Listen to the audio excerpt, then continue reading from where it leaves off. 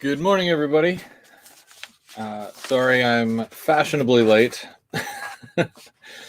It's random traffic day out there in Ottawa land. So, yeah, that's why I'm running a little bit behind, but that's all right. Things happen. Okay, so let's see who we have with us today for Sunday brunch kit builds. We've got Brian. Hey, Brian, how's it going? They make it like that. Tim, how's it going? Bubs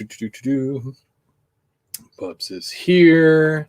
K-Town is here. M&M Rails is here. The whole gang is here. What's going on, guys? All right. So, so the first thing I normally do is add the link to the video in the chat for awesome people who want to join. And that is done. And all right. And David Atkins. How's it going, David? All right. So first things first. So I'm pushing about 150 subscribers away from 2,000 subscribers. So if you did watch the Third Rail Thursday this past Thursday, you'll know that that 2K mark should be happening hopefully within the next 3-4 months. Wishful thinking, but hopefully I can do a contest. And I wanted to do a couple of giveaways for my 2K subscribers. So I'm going to do two different versions. For all my subscribers, I'm going to do some giveaways. There will be, a couple of decent prizes. But I also have members, guys who support the channel full on, full through, and they are going to get separate prizes. So they qualify them for the much higher prizes. So you want to check out the link in the description if you would like to become a member. And there's 3 tiers. Basically, if you're on the second tier or the third tier, and you can see what you qualify for, that is what is going to enter you into the contest. I want to make that clear. So sign up today, show some support, show some love. I really appreciate everybody who's signed up so far to become a Go Via or Go Home member. So you guys are all part of the team now. So that's awesome. And we've got a couple of people that want to join already, bright and early. We've got Mr. Bubs, 03. How's it going? Good. How are you? Sunday, beautiful day up here in the valley. I hear that. And we also got I see. Perry. Yeah, Trains by Perry. Hey, Perry, how's it going? Good morning. Oh, we're getting a treat today. Now, is that the locomotive from the unboxing video that you did the other day? Yes, it is. Nice. Why don't you start us off, and you can tell us a little bit about it, and let us know what you're going to do with it. All right. Well, it's brand new out of the box, of course. I'll tip it over a little bit, or maybe I'll put it like this. I'm going to go full screen for you so they can get a good view of this one, because it's a really nice looking locomotive. Yeah, it's one of their new releases. It's a SD70 Mac. What I'm going to do is I'm going to paint the wheels, I believe, and the windows here need to be tinted as well. And it's a prime for grime thing, so the paint is already sort of semi-faded. But I did dull coat it this morning, so it's ready to go. In the prime for grime thing, they've got these, the real one, they reversed these access panels at the shop at some point in time for whatever reason. I think it's just to, give it a, see if anybody noticed. I don't know, but they have since been reversed back on the real one. But and then you can see like these red stripes have along here are are faded out to gray. That's from the heat of the prime mover along there. And that's for that side. Now on this side is basically the same stuff. They did the faded out stripes, and this on the real one, part of this PRLX, the X is missing, and then they actually did this on this too. So it's kind of it's not a bad locomotive, and it's been running on, or it was running on the NS as a leased unit all over the place. So I was just about to ask because I'm not too familiar with the paint scheme, but you're saying that it runs with Norfolk Southern. Yeah, so like that's well, originally it was a BN unit in the the cream and green scheme, or Gristine green they called, or whatever they called it. But then, and also it survived and went into the BNSF, and then it went back to the leaser, which is Progress Rail now. So it's that's what it is now. It's a leased unit. Nice. So you're going to be doing a bit of work on that today, then, yeah? Yeah, I thought it'd be a nice little change to work on this. What I'm going to do is I'm going to paint the wheels, and then I'm going to tint the windows, the side windows, because they're not tinted. So I have the tint material here to do that, and we're going to change the couplers to KD number 5s because that's what I use on all my stuff. And we'll probably check the wheels here too to make sure everything's engaged, and go from there. Sounds good. You'll have to walk us through that as you're doing it. Okay, I can do that. The first thing I'm going to do is paint the wheels, I think, and then I'll have to, because I have to paint the bottom part of the wheels, and I have to go to the layout, put it on the layout, and just rotate them quarter turn or whatever, and then paint the rest. So I'll be jumping out for a couple of minutes while I do that. When I do that. No worries. Bubs, it's my understanding that you are also working on some stuff. Yeah. What are you working on? I just got this in the mail not too long ago, if you saw one of my mail calls. But this is basically right from the start. It's another grain bin, but plastic's still on it. So you're going to get a treat of me actually opening the plastic and opening the box and starting the kit. Nice. You'll have that new kit smell. Exactly. Yeah, that plastic. And I actually saw something online the other day. 6405 is coming to Canada. 6405. One of the NBSR green painted XNS units. Oh, neat. So that's 3 of 6 that are coming. That will be in Canada now. That the New Brunswick Southern has purchased. I saw pictures of that on the other day on I think Flickr. Yeah, they were on the CRO. Yeah, they were out taking pictures of it. So. And I'm still working on the steel mill. I've still got my rolling mill. I'm working on the. There's a roof, but then there's a roof on top of the roof. If that is any sort of explanation. So that's the roof extension, I guess you could say. That's what I'm working on today, and should be good. Should be good. I hope. That's all right.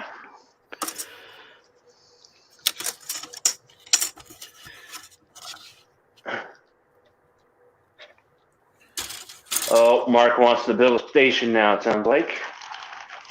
Mark. He wants to build a station. Yeah, he just said in the chat, I was running my passenger train yesterday. Boy, would I love space to build a station. Well, he doesn't have a station? I don't think so. Well, how do you run a passenger train without a train station?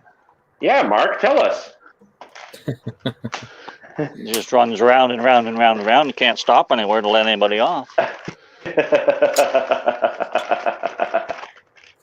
Mark, I do have that modern train station if you are looking for something that's already pre-built or and whatnot. Just have to add the detail pieces, but I don't know if I'm going to be using it for my layout. So Hashtag next level Mark. yeah, level 2. What's that? Mark just said, I guess I'll have to build a second level. Oh. I'm pretty sure he would break the internet if he put a second level on his. Is he going to go fourth dimension on us? Who knows? Break the fourth wall?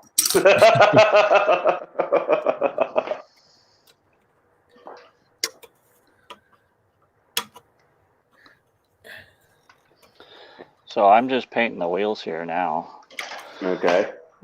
I'm using this is poly scale railroad tie brown. That's basically what I use, Ooh. and it's a water-based paint.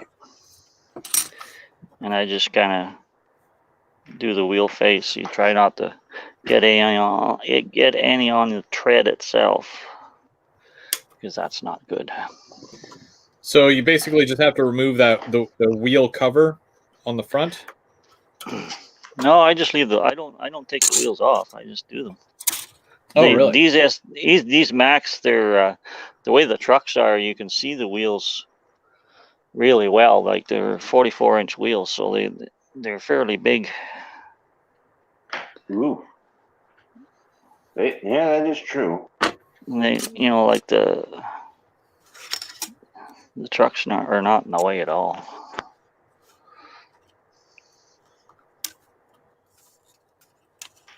Yeah. Okay. Now I'm at the point where I have to move the locomotive a little bit, so I got to go to the layout. I'll be back in a second. Okay.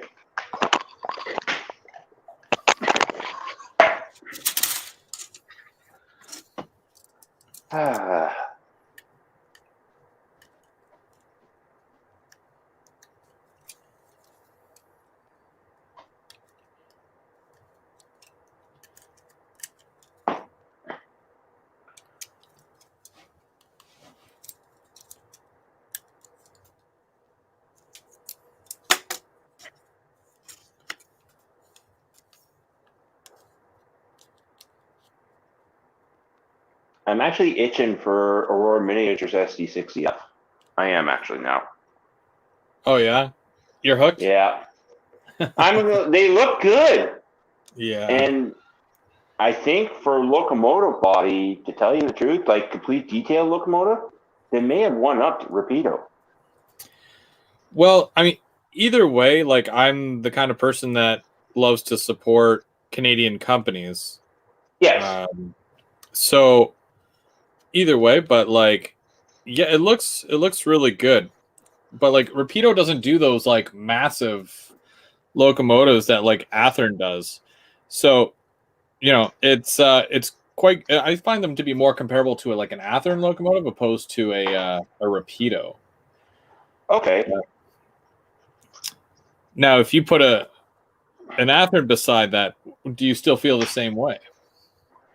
I don't know, because I haven't really heard of Aurora Miniatures yet, so if I decide to put one on order, which I probably would, maybe I'll do a comparison, because really, I don't have really any SD60s. And the SD60S were kind of iconic for Canadian National. Yeah. Other three Draper tapers, the SD50F, the C40-8, the -8 C40M, and the SD60F. Yeah, I'd like to see it side by side with an Athearn Genesis, just to kind of compare in that sense. Oh yeah, I did pre-order one as well. With I feel like I'm going into this thing with like high expectations because there's been a lot of delay to it and whatnot. So I feel like take your time, it'll turn out really well either way. It's just for those of us who are impatient, you're probably going to be waiting another year before you get one. No, What's I this now? understand that. We are talking about the Aurora Miniatures SD60F. They came out with the painted samples. Oh, okay. No, I understand that. They are actually taking their time. Like they first announced it last year, and now they're just only coming out with the sample. So I think they're really taking the time with this locomotive. Yeah, they Well, did say that it they're pretty usually- close to production. Yeah, it usually takes about 2 years from R&D to full production, anyways, for anything. Yeah.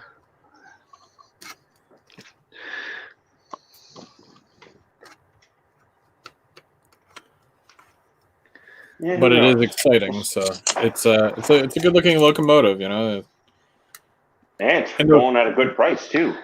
yeah, it's a pretty standard price, I think, for a DCC sound locomotive, right? Comparable to the Atherns or the Rapidos, Oh yeah. Don't like that. But like I was saying, with some of the underside detail, they actually individually did the electric motors that go with each wheel set. It looks like. Oh, really? The traction motors.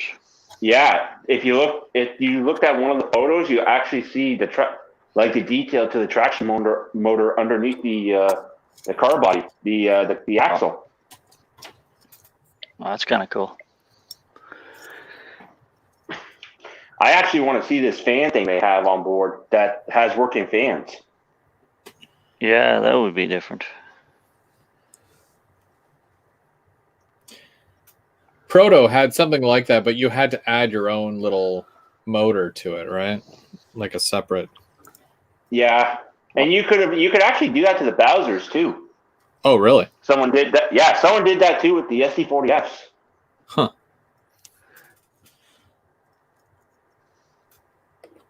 It's amazing what you can do to these things, right? Yeah.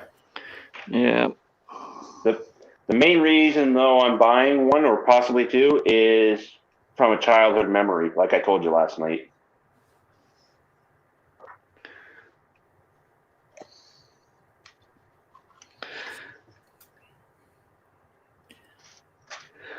So there's the wheels. I don't know if you can see that. They're basically all painted there now. Oh, nice. Now, what kind of color do you use? Is it just a rust? It's the railroad tie brown from Polyscale Okay. paints. And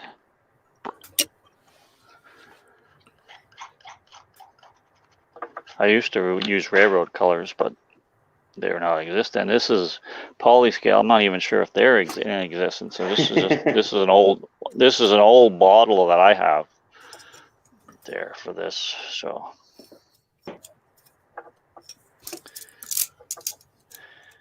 and I don't use any kind of a special brush. It's just an old brush that I use for a little bit of everything. So I do that, but I do try to keep it fairly clean.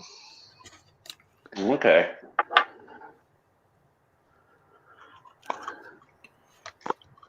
John wants to pre-order one of those units too. Huh. Which? All The the SD60. Yeah. FG60s, yeah.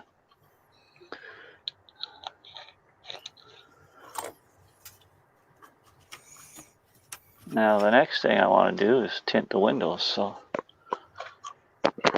Yeah, I've never seen. Yeah, you like tinted my windows on my F40 on my 150 F40, which I freaking love. I actually want to see this process because even though I can't tint, it's amazing of what it just makes the detail pop. yeah, it makes it. So the first thing you got to do is you got to take the couplers off.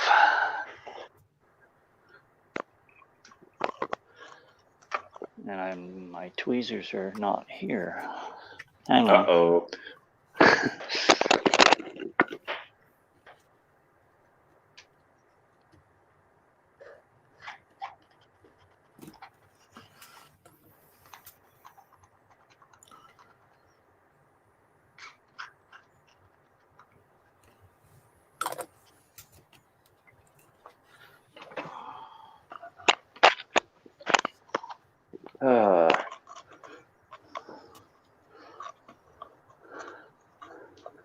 Hey, Chris, what do you got on the go right there? Like, I know you're working on part of the. What piece is that you're working on right now? So this roof, this extended roof, I should say, basically sits on top of the already pre-existing roof, and it's molded to fit right over. Like you can, well, it goes this way, but it caps right on top, and there's vents right along the side of it. And then I've already done all these, but these are more like I think there's about 6 or 7 of these, and then these go on top of this, and they're just it's all ventilation to get the heat out of this place. So Okay. yeah, lots of vents. So I'll be venting all day. So yeah. Well, they won't have any frustrations then. yeah. Yeah. I tried catching a train for you guys last week. Yeah, you said it was a Via that had gone by? Yeah. And that was the only one that came through during the 2 hours. After that, there was 2 trains after the show, and there was a train before the show. A big freight. Wow. Well, that's our luck, right?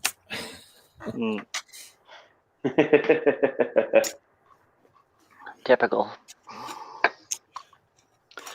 Okay, now that the couplers are off, I should be able to pull the body off this thing, hopefully. Yeah, just like that. I was actually talking to Tristan about the wreck that happened last week in Prescott. Yeah. Apparently, they just torched the 2 locomotives that were beyond repair right there. Really? So they cut them up? Yeah, they cut the 2 Jeeps. The 2 Jeeps. Yeah, the Jeepos they basically pulled back, and I guess they're going to repair them. Yeah, as long as the frame's not bent. Yeah.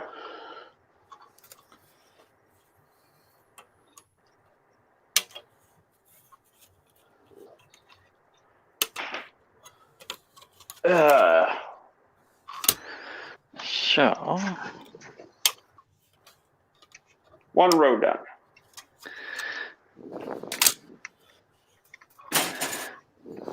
Ooh.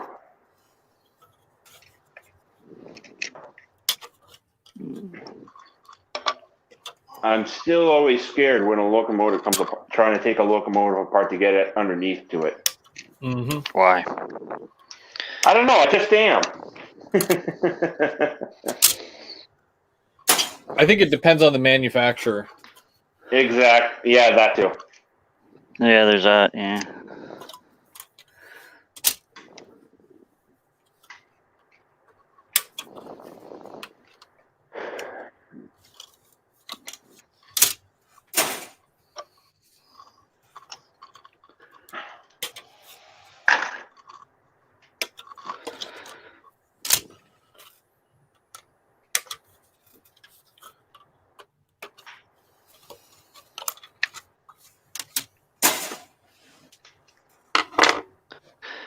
Okay.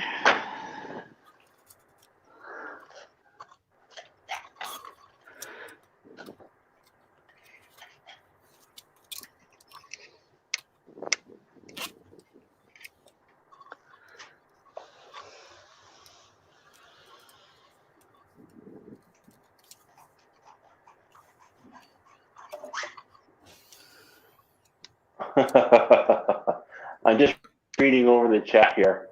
Mark would never do what Perry is doing right now. Why not? You'd rather pay somebody to do it. Maybe. As long as you're careful and go slow at it, it's fine. Well, It's kind of a learning experience, though, sometimes. yeah, it sort of is. Like, I could... Especially when you're doing it... Oh, sorry. Continue. Sorry, Perry. It's just, especially when you're doing a new model, because you got to look at the exploded diagram first. See how it comes apart. Yeah. Like, What were you going to say? If they're a DC locomotive, like, for example, my AC 4400s that you still have at your place. Oh yeah, that's right too. I do. I got a lot of your stuff here. Yeah, I thought you were going to run them. But anyways, with those two units. Well, I did. I did run a couple. I did run a couple of times, I think. Yeah. But like I was saying with them before, like Tristan added all the bells and whistles to it there with his crazy work that he has with his magic fingers. Mm. If it's DC, like the KO units, it's sort of a modular unit, which is a little bit easier to say take apart and start weathering. Yeah, that's true. Instead of a fully complete DCC and sound unit that just has wires all over the place, you just got to be a little bit more careful. That's why I'm a little bit nervous with those units compared to say if I'm going to have a DC before it gets added with digital command and control and sound. I'll do the weathering and try to upgrade it before it goes out.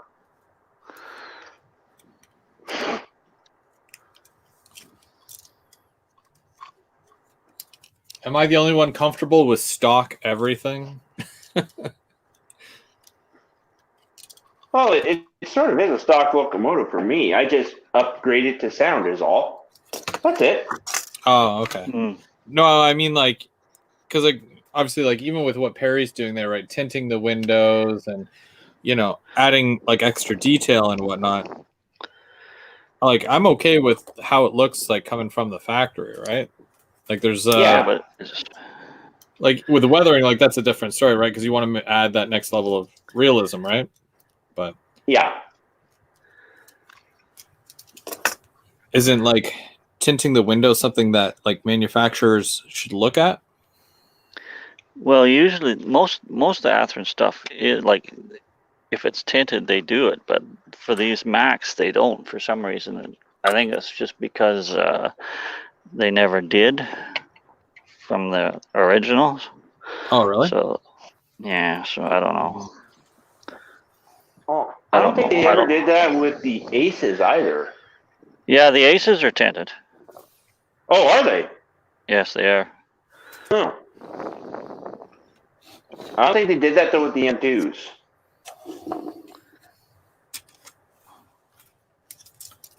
Because I think my CN unit is not tinted in the windows. Well, they probably are. Just it's not dark as what I'm gonna do. Oh. Or it's not as dark as your VIA unit either. Okay.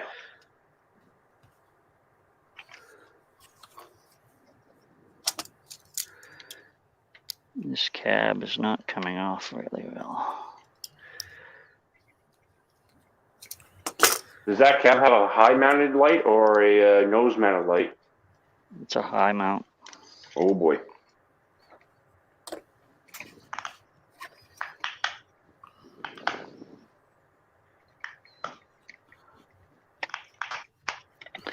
There we go.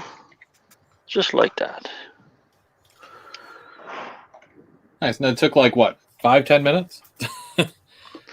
Yeah, you just gotta, play with it a little bit. So now I'll just set that on there like so. And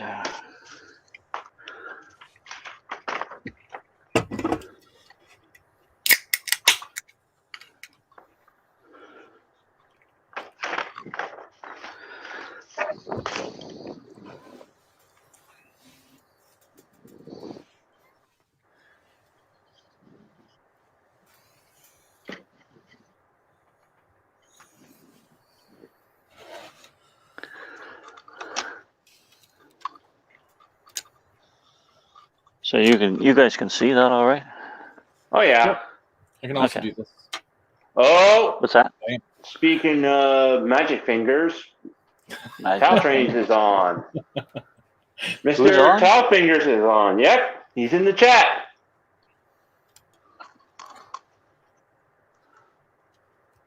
Oh yeah, there he is. Sup, boys? We're tinting windows, dude.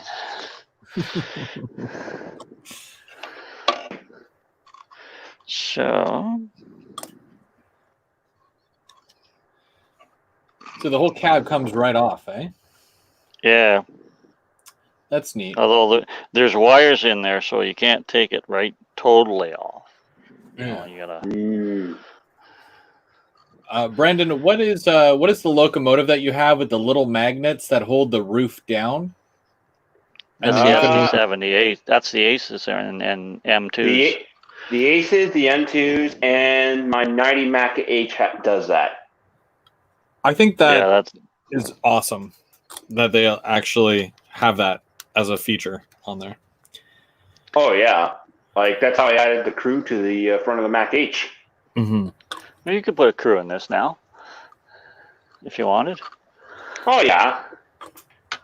Now I'm going to show you a little trick with this, because this is tint material that you can buy, that I bought at Canadian Tire years ago, and it's for tinting your car windows, right? Yeah. So the thing about this stuff is you gotta, it comes, it's two pieces basically. Like there's the adhesive is covered by a thin film of stuff, and you can take your knife and you can try to separate it by going like this, and all day if you want. But the easiest way to do it is you take a piece of tape and put it on that side, and you take another piece of tape and put it on this side, and then you just kind of go like this, and it will come apart eventually, but it takes sometimes a couple of times to do it. Come on. Of course, it's not going to do it right away when I'm on camera, right? So, No. you know, it That's never the rule. does. There's That's rules the rule. here, Yeah. There's rules here. Yeah, I'm sorry. I forgot there was rules. So it's going to make a, but it will work eventually, hopefully. Come on. If I go off camera, it'll probably do it.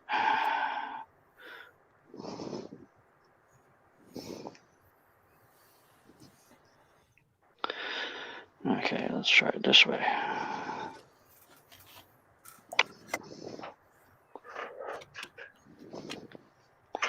Oh, ouch.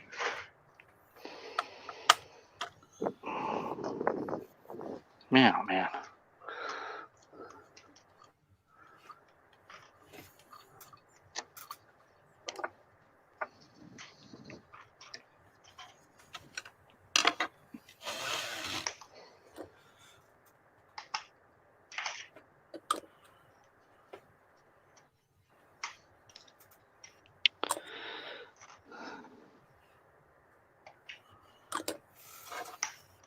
Okay, so there, it worked now. You can see, you just separate the film and the backing, right? And then in this section, you just throw that away. And then what I do is I use a little knife here and attach it to there.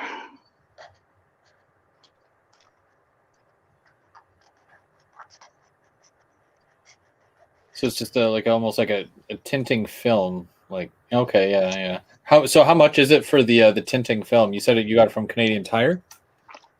Yeah, like I bought it years ago, so I don't even know how much it would be, or if they even still have it now.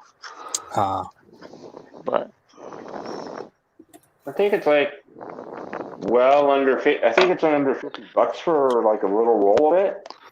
Yeah, like a roll of it's going to last you probably the rest of your life. The Yeah. amount that I'm using.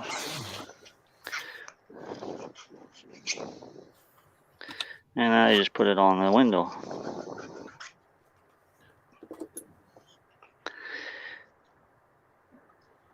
Okay.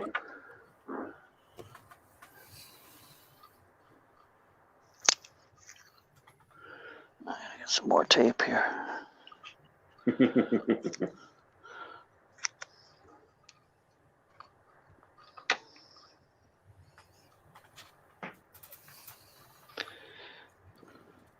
And if you want it darker, you just put 2 pieces on, like what I'm going to do. Or if you want it just one level, you just use 1 piece. Okay. See, now there it worked, because I'm off camera, it worked perfectly the second time I pulled on it. So Isn't that always the way? Yep. yeah, it's always the way, right? That's just the way it is. So then I just put in another piece. And you just kind of use your finger and press it down.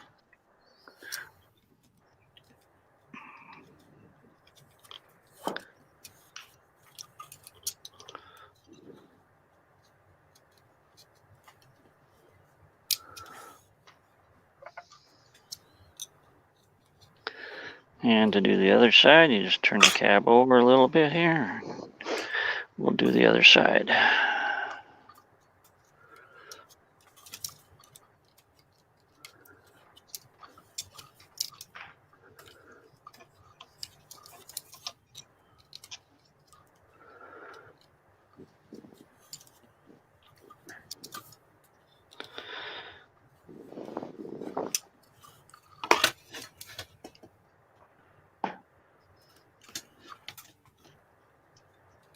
There, look at that. Worked first time that time.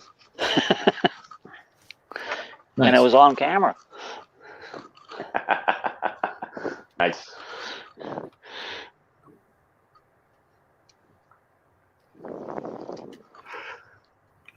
And I don't know how I come up with somebody. It wasn't my idea, but I just, because I was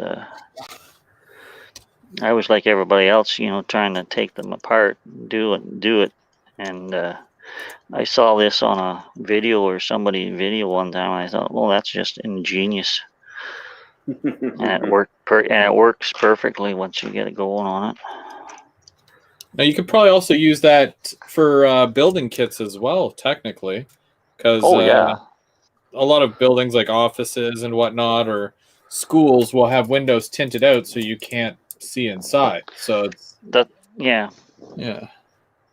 Oh yeah, you could. There's many uses in the hobby for it, and Do you it's like remember? like you can buy tint paint, like it's called. To me, it makes a smoke color, Okay. but you have to put it on so many layers of that to get it to where you want it. Yeah. It's just silly. It's just silly, and you gotta You, let it dry each in between each. have you seen any colored ones? Because there's some warehouses that have. It's almost like they took wine bottles, like that green glass, and broke it down and made windows out of it.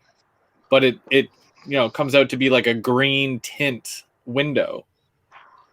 Have you ever seen those? Like for a Yeah, warehouse? those are like in the factories, like with the little squares. Yeah. Yeah. Yeah, that's just the excuse me. That's just the glass the type of glass I think they used at the time. Mhm. Like those are like an older factory, right? Yeah, technically, yeah. Yeah, Like so you can like probably still find some today that have that, but yeah, yeah. definitely not updated. Well, if you look at my big shop, I've done that on some of the squared windows with again the Tamiya make the clear, like they make a smoke, kind of a clear smoke paint, Yep. a clear blue, a clear orange, clear red, and clear yellow, and a clear green. and you can use that to do that with. Oh, neat. Like Okay. for model helicopters and that, if you look at them, most helicopters will have the roof windows over top of the pilot and co-pilot, or especially on a Huey, we're kind of a clear green color. So I've built that model, so that's why I have a clear green, and you can just paint over top of the clear glass that they give you, and it makes it a clear green, so it looks more prototypical. Ah, okay. Yeah, that's neat. There we go. See, look at that. Just like a banana.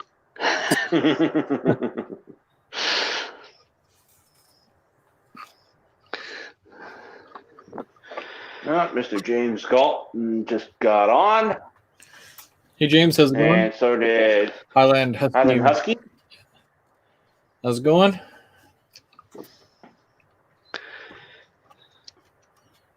Okay, so I have to figure out how to do this now. You gotta figure out how to do. Okay. So well, because I've got like half of this roof, and it's good, and it's got the vent on one side. Nothing like. It's weird to explain because these supports for it, there's nothing really holding them in place, and there's no direct place to actually put them, except for attaching to the roof. So I'm basically doing this backwards and upside down, and it feels lazy, but it, at the same time, it hopefully it makes it stronger. So.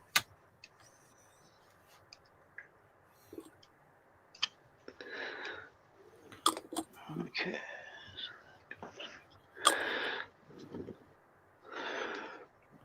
Now you got to put it all back together.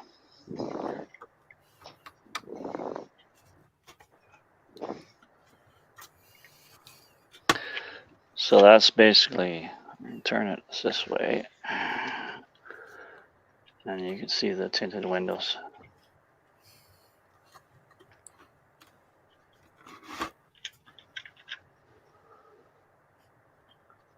Okay, nice. And next week, Perry's going to show us how to slice up apples for your homemade apple pie. Right. That's twice as easy as doing this. Yeah. I've done that. Slicing apples. So yeah. Oh, no worries there. I've done that. If you want, I don't like doing it because that's a big job. I usually try to con one of my friends, because she makes apple pies. Yeah. And I usually try to con a pie out of her, which, sometimes works, sometimes it doesn't. And we're coming into that season, so. Yeah. That is true.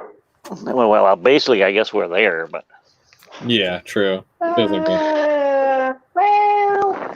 It's like kids go back to school, pumpkin scones are available. It's like, might as well. Yeah, apples. Okay, or as Tristan would say, pumpkin spice latte. Yep. Oh, yeah, okay. So. Yeah, James, we saw the video. It's supposed to be a secret. What video? SMT posted the shop in Montreal. Oh, did he now? I don't think I saw that. No, it was just posted today. Yeah. Oh, was it? Yeah. It almost makes me filming it feel kind of obsolete at this point. No, you did. Really? You went into more detail with you went more detail with yours. You think so? I think so. Yes. Well, I mean, like, I'm still going to post it, but it feels repetitive, Plus, it's only the front he did. True. So now you got to very gently put everything back into place. Right?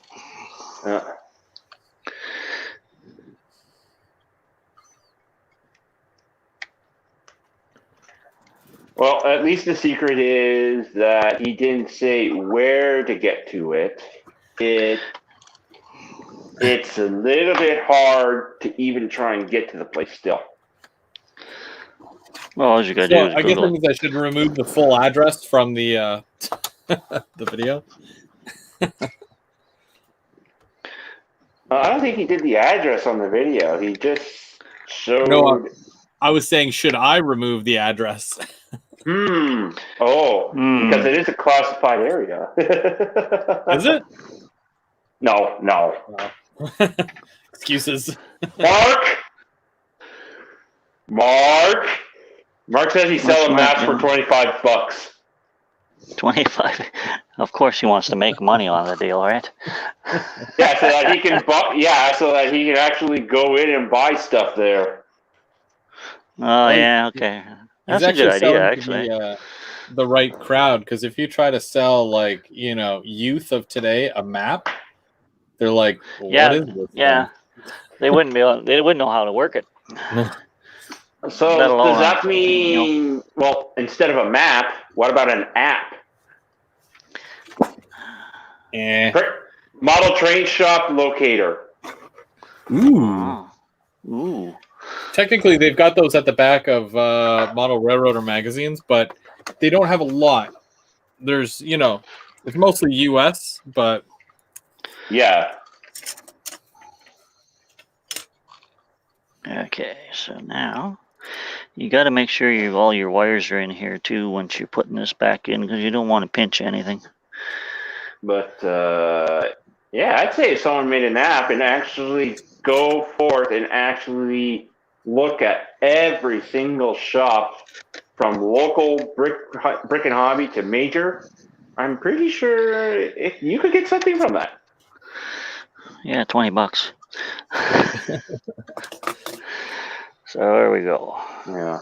I don't know how that works. Like, was it 15 cents for every download? I don't know. I forgot to do that, so now I got to take it back out. Okay. Oops. Now what's that? No, that just came out there.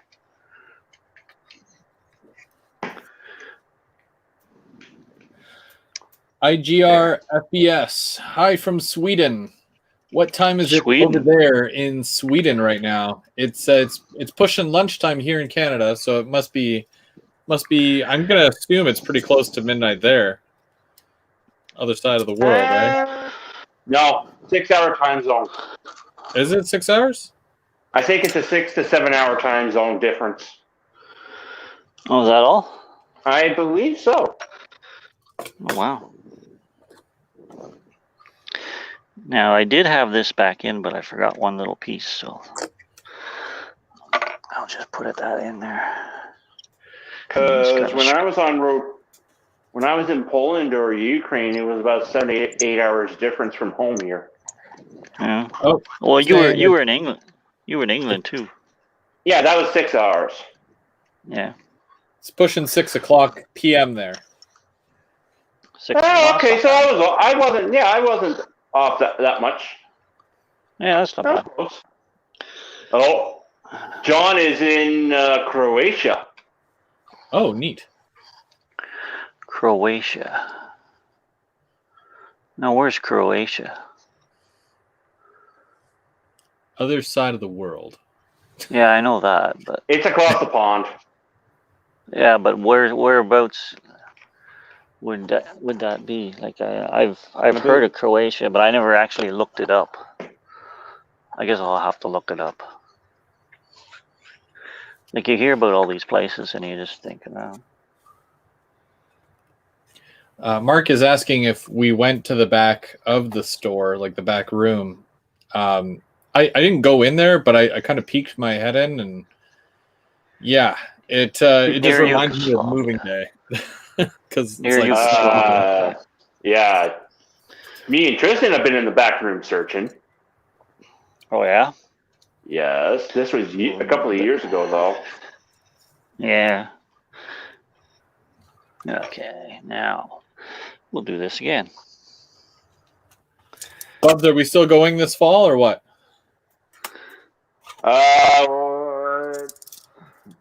Depends. Just gotta figure out when.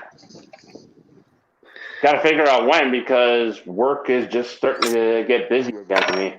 Yeah. Oh yeah. Yeah. Not at Thanksgiving because I'm away that weekend. Why aren't you going in there? Like, Are they open on Saturdays and Sundays? They're open on Saturdays. They're not open on Sundays. Because we could always go the 30th, which is a Saturday. oh yeah, That'd be Halloween. kinda neat. And I don't work that day because I'm off all week. So no, Halloween is on Oh. Sunday, the 31st. Yeah, the 31st, and then November Yeah, 1st. Then it's All Saints Day, and also it happens to be my birthday. Oh, come on. Let's go. So you're gonna be 28 this year. How does that feel? Well, you know, I'm going to be a little bit more than that, I think. Yeah. Okay. It is back together once again. Yeah. I saw that someone was selling their modules there on the Hotrack group. Yeah, Really? that's what's his name there? Bob Elliott. Bob, yeah. I was thinking we should maybe look at getting into those some of those. What is he asking? I think he was asking 400 for one set, and something. I gotta pull up the email. Hang on. Do you know which ones were his, or are they ones that Yes. I might not have seen? Here's our M&O Junction.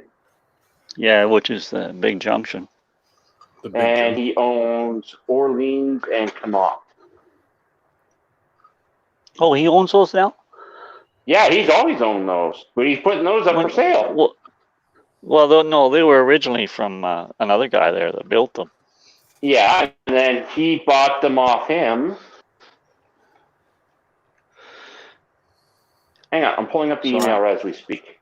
I'm going to use my AMRA gauge, and I'm going to check all these wheels too as well while I have it here, just to make sure that they're all engaged. Engage. But I thought you did HO. Yeah, they appear to be. Everything looks good, so I have already programmed this. Oh. So he's offering for M&O Junction $575. Yeah. And he's offering for Connaught and Orleans. He bought it for $400. He's selling it for $450.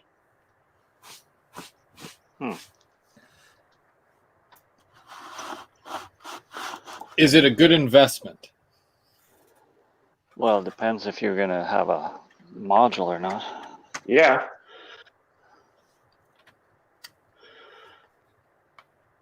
So now I got to put the where's my couplers?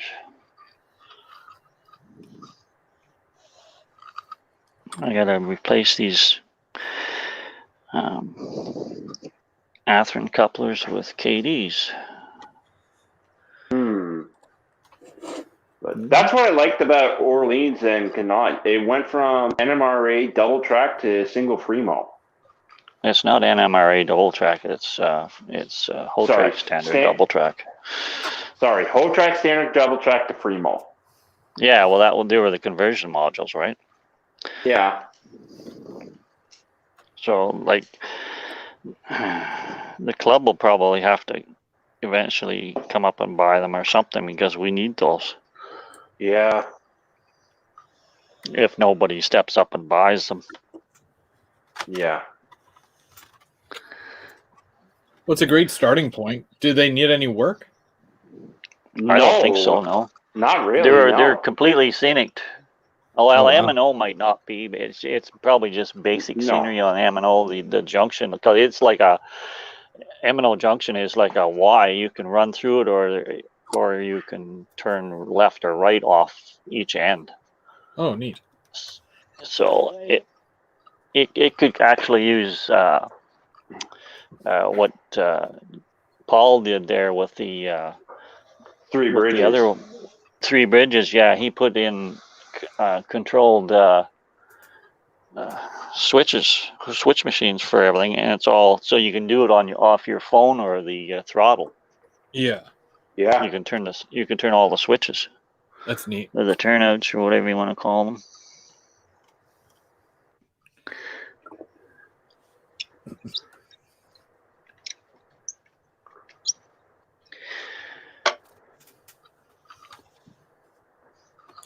Yeah, I don't know.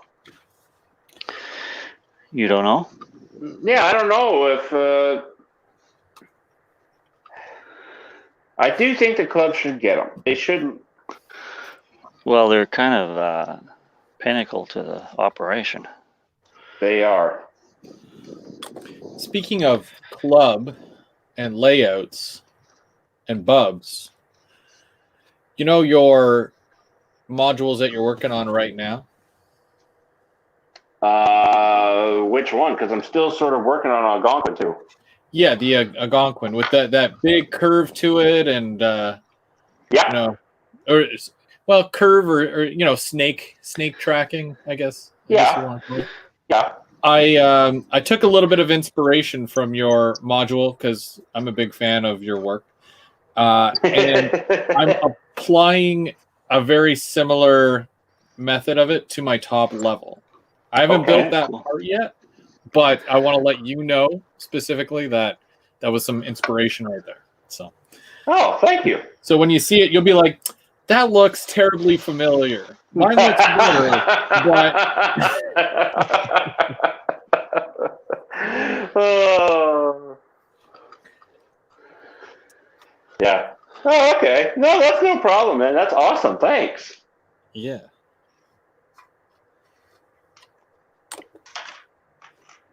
Now, So I'm like, what do I do in this area? And then I'm like, well, I really liked how that looked and whatnot. And it sure as hell beats, doing a straight piece of track from one end of your layout to the other. It just, yes. It seems weird, It does. Like, I also found that out with the club. Like, don't get me wrong. I like straight track, but just having a little bit of scenery cut in, it just makes everything pop a little more. Well, there's that, but because it's a 2-foot wide section, right? So yeah, the worst thing that you can do is have track run parallel with the front of your module, right? Which in certain cases, like I've got that on a couple of very weird areas of my layout where it's like I'm going to lose so much space unless I do this straight, but it doesn't look straight. Or it looks straight, but it's not straight, I should say. So it gives you more room if you do it straight, but they say not to run it parallel with the front edge of your layout, So I opted out and I did like a nice curving kind of thing. Yeah, you'll see it. You'll see it. Okay.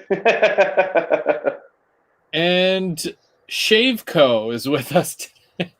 He just joined us. Hey, Dave. How's it going? Oh, Babyface. Shaveco. Shaveco. I love that. So my KDs, I've already painted them. Oh. And I cut off the trip pin a little bit on most of my KDs now, and I paint them. Okay.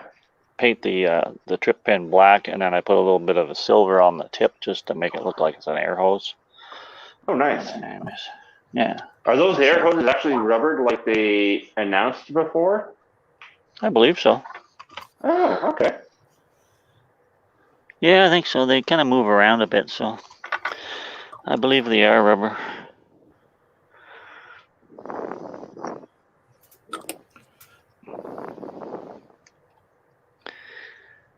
Well, Dave, I know you shaved the beard, but really, I think what you should do is shave the top next. Uh-oh.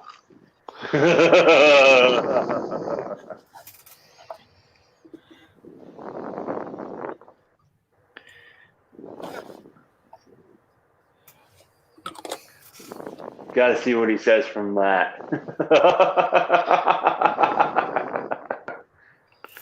Yeah. Nope.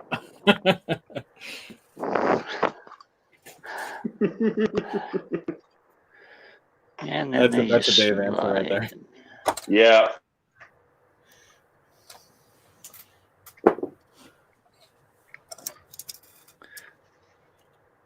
I just have to add these little wing tips for the end here to extend that.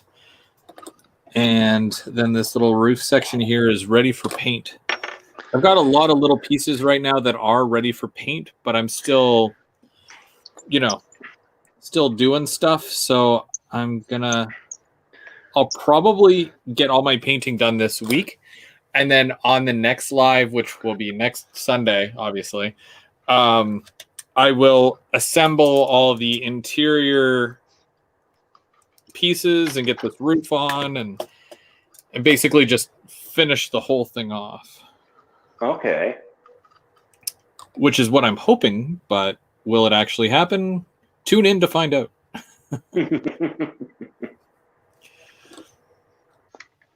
Kind of like the video the other day, I was like, all right, the conclusion of the helix, but it's like, I'm still working on it.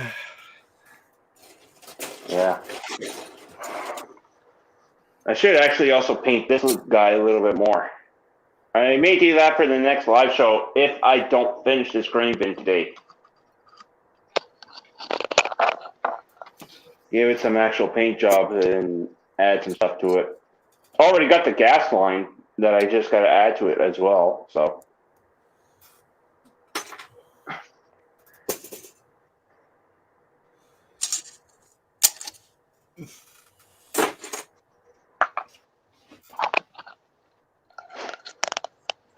Dave says he thinks he has one of those weird shaped heads.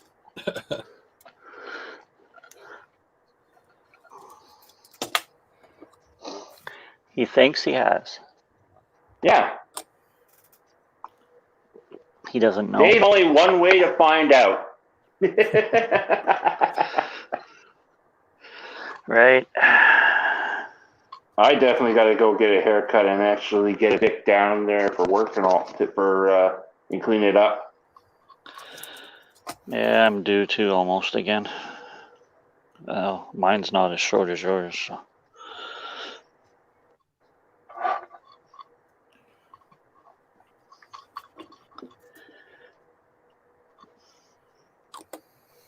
There.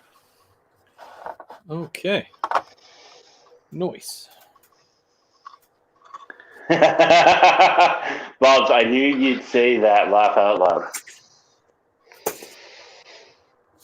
Oh, Dave. Dave's hilarious.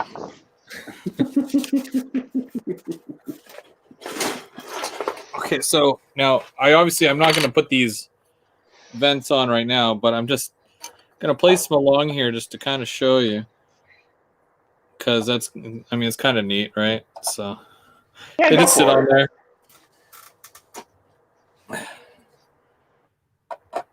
They're angled with the roof. Neat. Well, there's 1, 2, 3, 4 more, but still. Okay. Another small project part of the building is done. I should be checking the stuff off as I go because I've got a couple of sprues left, but it's mostly all detail stuff. So it's like, what do I do? What do I do? I got to send an email to a Mr. Bob Moore. Find out if he sort of did the last few touches to the Bojo before I get them back up here.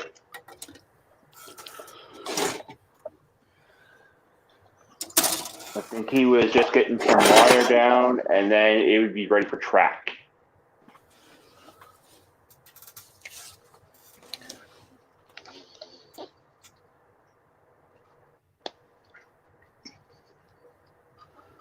I'm excited to see that come together because I think that'll be really neat. Yeah. I still got to do the track plan for it, though, and everything, so. Yeah, that happens. Yeah.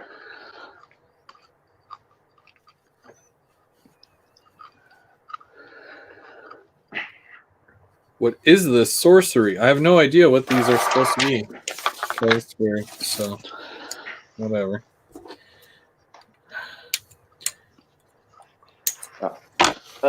Give me a second, guys. I will be right back. All right.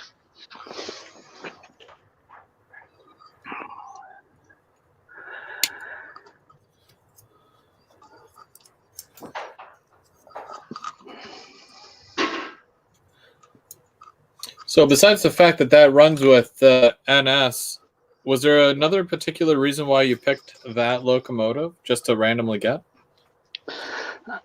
Well, one reason it was NS, and it had the mismatched panels at the back Ah, okay.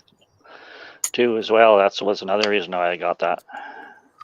I like the fact that it's prime for grime. I think that those are really awesome. It was a really nice idea for them to come up with, and a lot of these patched units, super cool, super cool. Yeah, well, this is basically what this one is. It's a patched, because there is a patch where it says PRLX, but it's just kind of hard to see.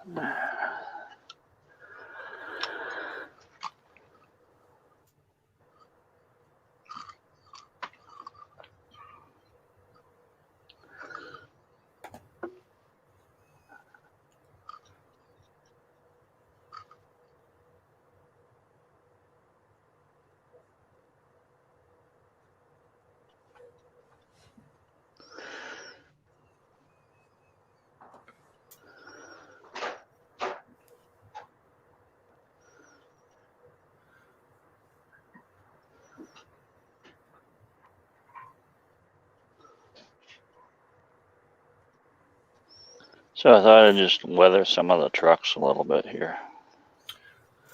Kind of right on. Kind of a brown wash on them.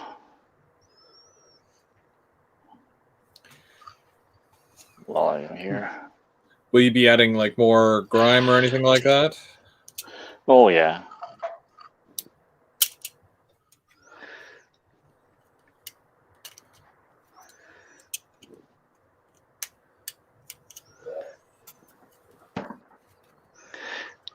Because I've looked at I looked online there yesterday at some of the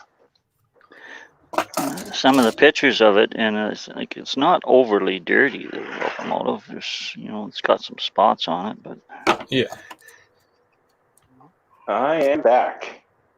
You're back. Yeah. What did I miss?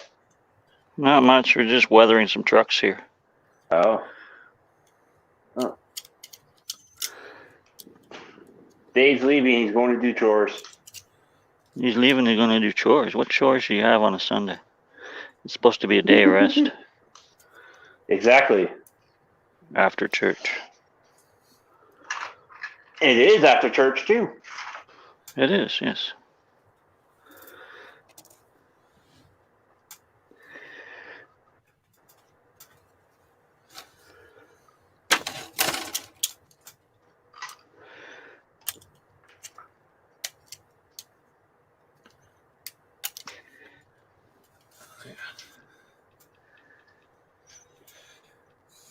Oh, did you also see Otter Valley's page with some of those samples that were on there from Rapido?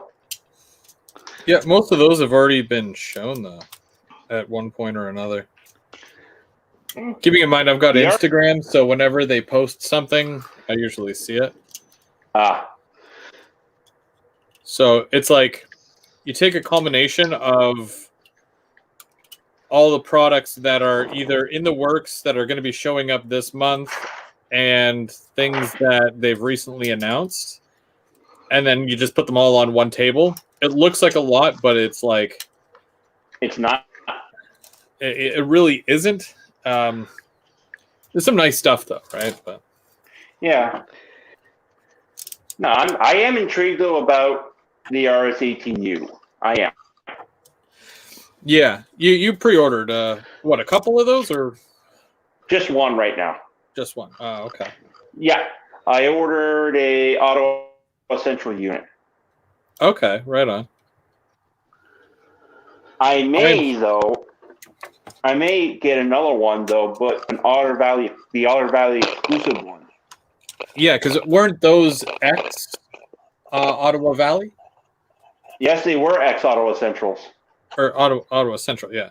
Yeah, I may get the one with just the dash tape. Yeah. Well, that would look nice running as a set. Mm-hmm. You've never seen those locomotives work by themselves, except in the yard. That's it. Yeah. I'm really excited for the F-59. It's such a awesome looking locomotive. Did you ever see the video that they did? I forget who made it. They did a video of it, it was the design and building of that F-59. Yep. Well, wasn't that a Retro Ontario TV thing, or? Well, it wasn't Retro Ontario. It wasn't originally Retro. It was the guy used to sell videos. He used to sit at the train shows and he did them. Wasn't it Pentrix? No, it wasn't Pentrix. He was a Canadian guy. He was out of Toronto. Oh. Oh, Highland Husky wants a few RSC14s. C14? RSC14s. Oh, RS. Oh, okay.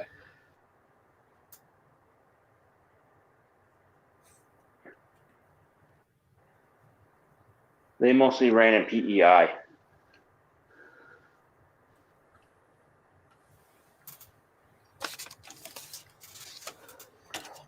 Oh, Mooch even said Rail Innovations. That's the guy. That's the guy, yeah. Rail Innovations. Very good. Thank you. He was not going to be able to sleep tonight.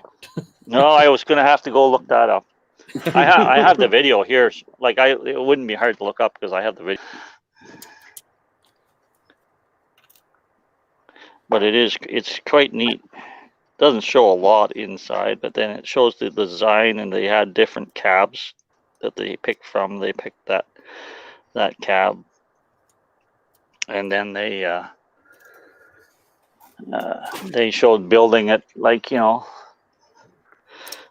different stages, like from the frame and them spinning the frame and the big trunnions, and then building the car body on it, and then rolling it out of the factory for the first time.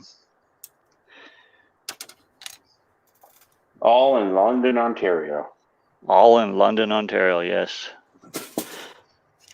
I actually delivered batteries there one time out of Topton, Pennsylvania. Oh, wow. Yeah, locomotive batteries. They were for CSX unit. Because I kept a copy of the bill of lading. That's kind of cool. That is neat.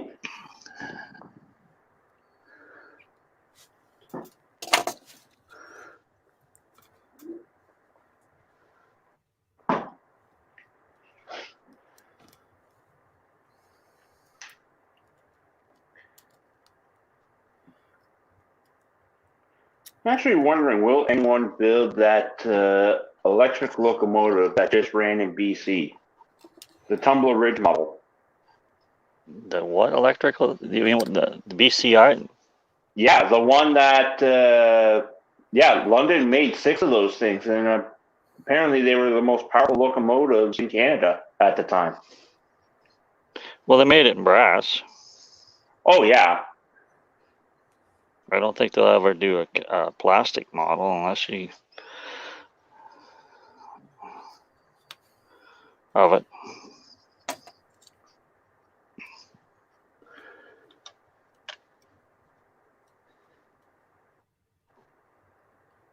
Oh, Highland Husky remembers being yelled at by security guards for taking photographs of the SD70s.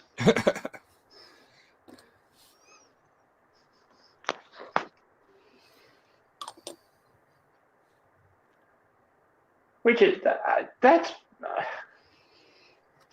like, if you're going on a shop tour, you should be allowed to sort of get some pictures.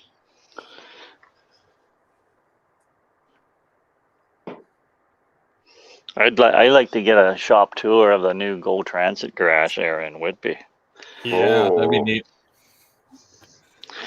Probably be hard to do right now during this time, but eventually maybe. Well, I know of somebody who is in with Metrolinx. Oh, really?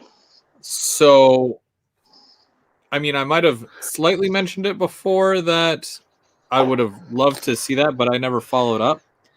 No. But that would be neat to arrange. Even if it was just like a private thing, right? Yeah. Yeah, it doesn't have to be like some huge Deal. Yeah. But like just to have like a walkthrough and, you know, take a look at things. And I mean, I'd love to work there personally, but I don't know about working there, but I'd like to see it. Yeah. Like, Take some that's pitch. your cat agrees with Perry. Take some pictures. yeah, that'd be neat.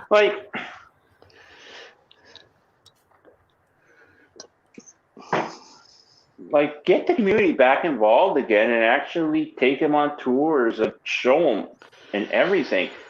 It probably would be better for the community and all that instead of people there like always complaining about trains and all that, and security guards are always on high alert. Like, I don't know. You wouldn't have so many people snooping if you just opened your doors once in a while. Yeah. Possibly. I mean, even they could do it as a, you know, one time a year kind of thing where you can go and do a walkthrough. Yeah, they used to do something like that, right? Open house kind of a deal. Yeah. Should get back to open houses. It'd be nice. Which is, even when the Rapido did their picnic thing or their barbecue every year, I have no idea when they're going to start doing that again. But that was always fun to go see.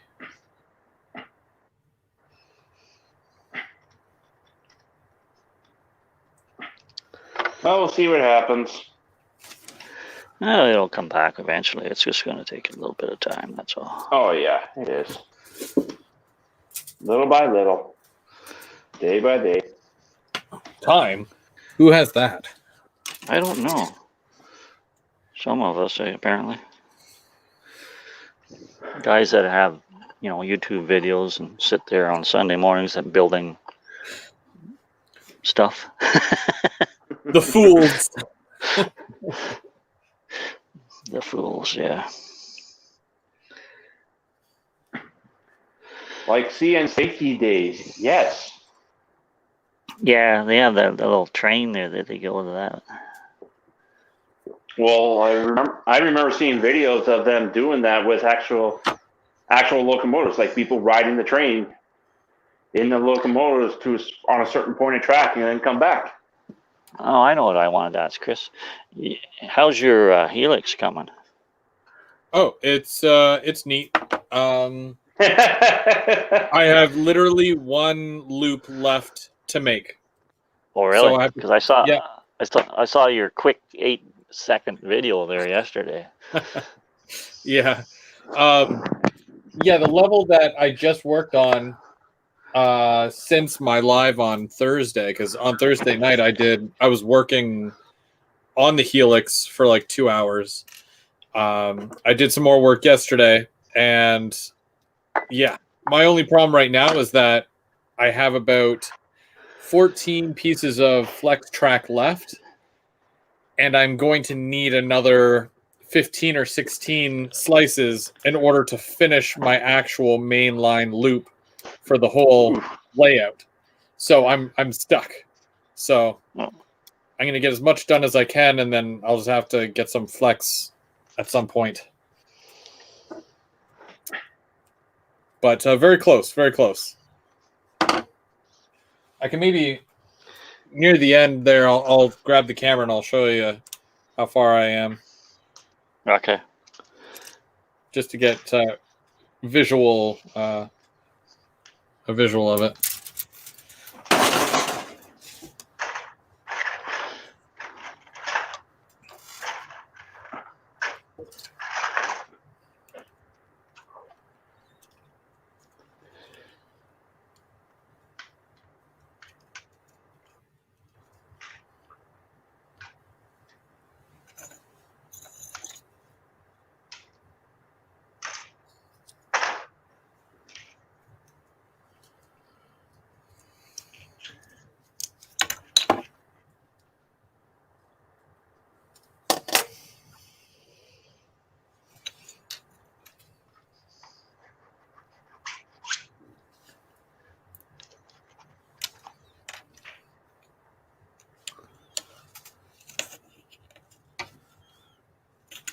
What is number 6? Mood Squad is hoping to start his Cornerstone Swing Bridge. Oh, those look nice. He's hoping to build the scale version of the Canso Causeway. Whoa. 66.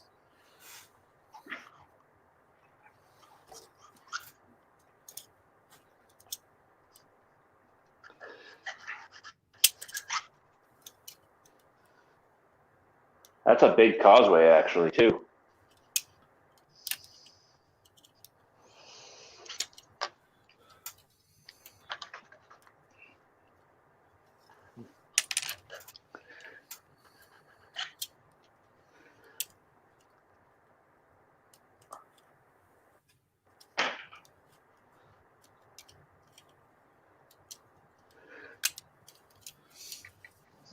So what I'm doing is I'm just putting some kind of a browny rusty color on the trucks, and this is like the second coat. It's just a thin wash, and I kind of just build it up until I get the desired effect that I like. Okay. How's the fuel tank splatter going to be on that? Yeah, it's not bad. It's just gonna. I'm not gonna do that just yet because usually that's how I'm holding it for now. I usually do that last so that I don't get fingerprints all over it. Okay. Did you spray it with any sort of dulling spray first or any of that? Yes, I did. I did that this morning. I taped off all the windows. Mm-hmm. And the front door window and the ditch lights and the headlights, and I completely sprayed it with 2 coats of dog coat, Mm-hmm. and let it dry. Neat. First.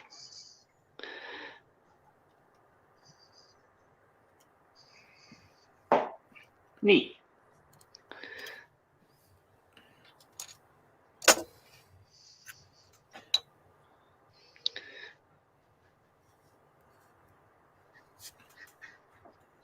Oh.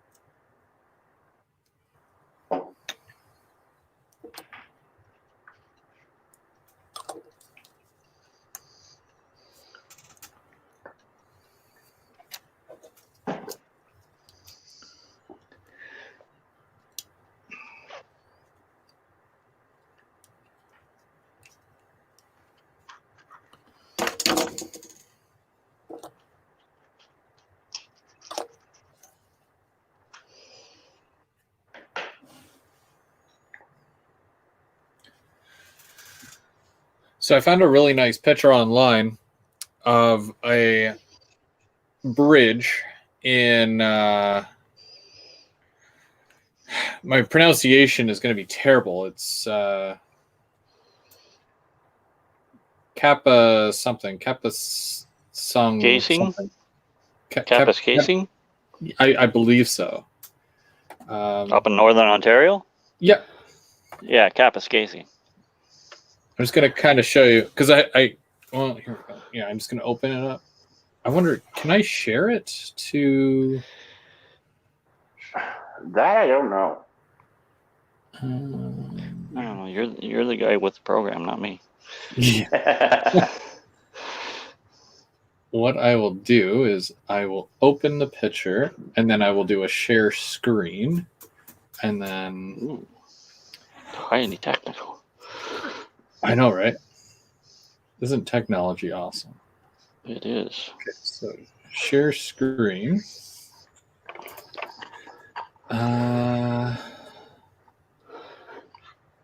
This one. Okay.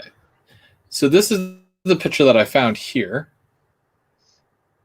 And it's just a maintenance GP 38, and it's going across that double arch bridge there. And this is actually Groundhog River Bridge. Now I've Groundhog. got yeah. Sorry. So go ahead. no, that's fine, it's fine. But yeah, it's Groundhog River Bridge, and I don't have space for a double one of these, but I do have a single one. It's not really even arched. It's more squared off, but I'm going to do a sort of a representation of this on the top level of the layout with the nice river going underneath, and it's very like it's a high river. It's not like a lot of space between the track level and the water level. So but yeah, I found this picture and I wanted to share it because that's something I'm kind of working on as well. But Are you gonna have it like in the fall, or like the picture, or are you gonna have it like more green? I'd love to do the top level as a fall, like a transitional, because most of my layout right now is roughly about a September, like mid-September, but I can push it into a mid-October for the top level, I think. Right. See if you can buy those multicolored trees from that company. Yeah, true. Actually, they had reached out to me the other day. I think they want to send me another box. Ooh. Yeah, so I'm not sure what they're sending, but because they're redoing a lot of their packaging and whatnot, so they said that they want to send me some up-to-date stuff. So I'm like, yeah, whatever you want to do. For sure. That'd be nice.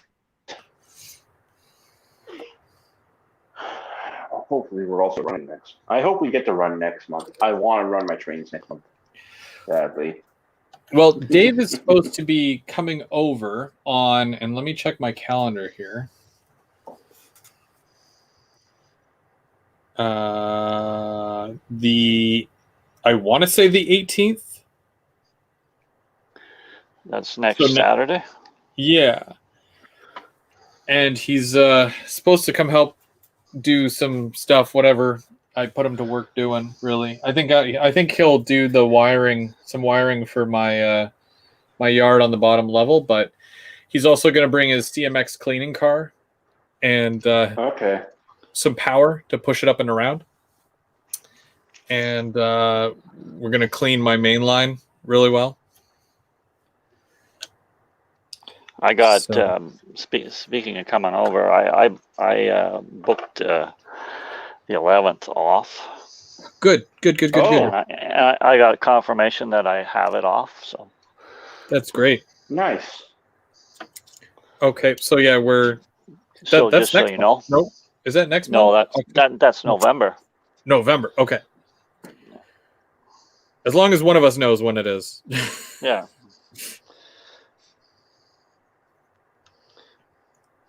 But yeah, that'll make for a really good show, and it'll be great to show off. my main line will be done by then. No doubt in my I mind. should hope so. I should hope so too. It should have been done by now. Never mind, but Well, you know. no, like there's no use rushing things. It's just No. It's a You gotta process. take your time. Yeah. yeah. You want to make sure it's done right, and it's not going to be given you a hard time in the future. True. Yeah. I did order some Switch machines that will probably show up in the next couple of days as well, because of how the top level is being built. I need to build the Switch machine into it because, like, how you have to screw up into the wood? Yes. Yeah.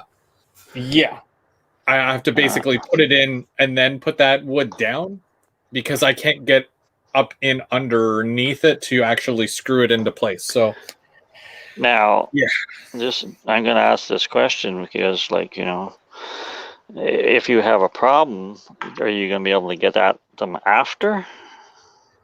what kind of problem are we Well, referring to? with the Switch machine, I'm just wondering, it might be a little bit of a pain to actually extract it.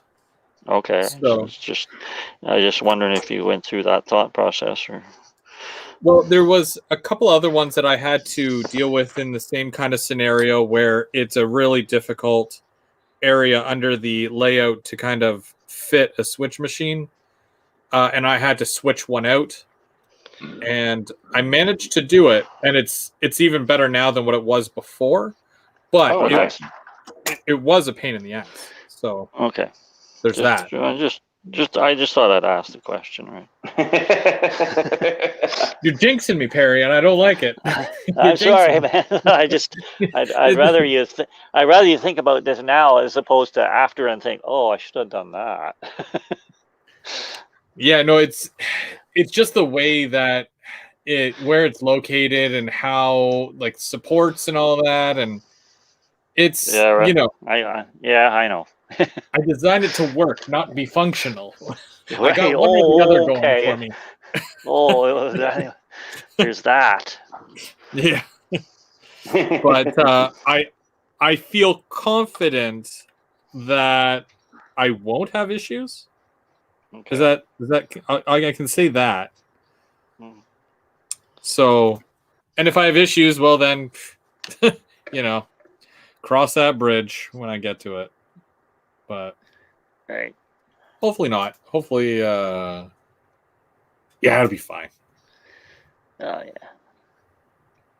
Because I had issues with the Switch machine that's on my bottom level in the back corner where you would have to literally crawl in there to get above it, and I fixed it, and again, even that one works way better than before, but it's not to say it wasn't a pain to actually have to deal with in the first place. So yeah, you just kind of take it as it comes, right? And you cross that bridge, and then you're better for it, I guess. You learn, you live and learn.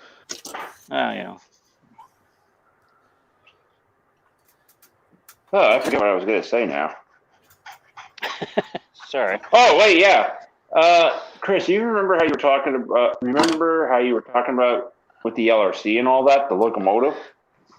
Go on. The sound or what? Well, not only that. No, remember how whenever we tried mine on your layout and it struggled up that hill?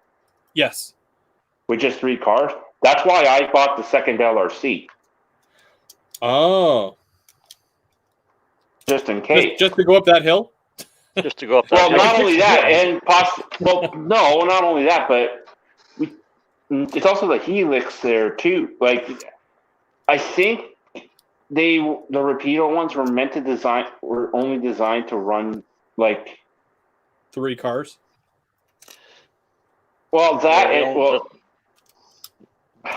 they only ran 3 or 4 cars in real life. Yeah, but when they ran 6 or 7, they always were double-ended.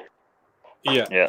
So to be honest, when you're running prototypically on my layout in that aspect, then just like the real world, you would have to comply to those same standards. So I can run an F40 pulling 4 LRC cars, which, I mean, let's face it, the LRC cars are not perfect by any means, because I can put my Walthers ones will fly up that curve, no problem.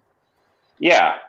So you kind of have to take that prototypical approach in some areas where, yeah, if you're going to be going this way, you probably need 2 locomotives. Yeah. Yeah. All my grades are 2% and I was less. just okay. So well, yeah, usually 2% you need two units. Yeah. It also just depends on the length of the train too. Yeah. Well, there's that, but yeah, you know, I'm talking like fairly decent freight train. You're going to need 2 units minimum. Oh yeah. Did you not see my whatchamacallit? Yeah, I saw that. Where it was pulling all my grain cars, and like it had 0 issues pulling up every single one of those cars up my 2%. We should add more grain cars to that just to see what its limit is. I have absolutely no problem with that. The more the merrier. And I'm pretty sure I'm probably going to get more in the future as well. So, hey, happy testing, right? I'll bring a whole bunch over. There you go. I'll bring 45 over. 45. Is that all? Well, I'm yet to see your full your train. Potash train? Yeah, the potash, yeah. Yeah. Yeah, that'd be cool going up that helix. Oh yeah. I gotta send that. I should send that one car though to Tim. I think he would do a really good job. The thing is, I took the photo of that car in real life. Yeah. Perry was with me. Yeah, well, that's that day we saw those cars, right? Yes, I actually I actually saw 2 of the cars that were in that set of cars. I have those numbers. One of them was clean, and the other one, 5158, had the graffiti tagged on it. Now, do you want him to do that exact graffiti tag on there or something similar? Probably. If he can get it right down to the detail of the actual tag, that'd be epic. Yeah, that would be cool. What you could always do is, if you leave the car with me, next time you come by, I have to send him a gift basket at some point. I know he's probably not in the chat right now, so he has no idea. So, but I have to. He was there. I don't know where he went to. Oh, I'm not too sure. But yeah, so I have to send him a package at some point. So I'll include it so that you don't have to pay to ship it out to him, and then I'll get him to send it back at some point, or next time I'm in Brampton, I'll grab it. Okay.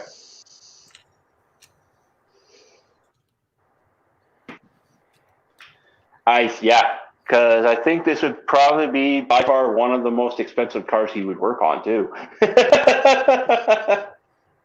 Yeah, because I don't think he's done graffiti on like a locomotive or anything. So no. Luckily, there's not too much. Well, there is locomotives with graffiti, but mostly on Union Pacific stuff out in LA. There were some we saw on a couple of CP units back on my summer holidays. Oh yeah. Mm-hmm. I never liked graffiti. I don't mind the graffiti on the cars, but I don't like graffiti on the locomotives. I don't know. Just someone just spray painted the tank. Someone just spray painted to tag the tank. That's it. Yeah, that's usually what it is. It doesn't seem right or something in my mind, but anyway, that's just me. Yeah, well, even when I saw like somebody had graffitied in real life a Go Transit car, like they destroyed it.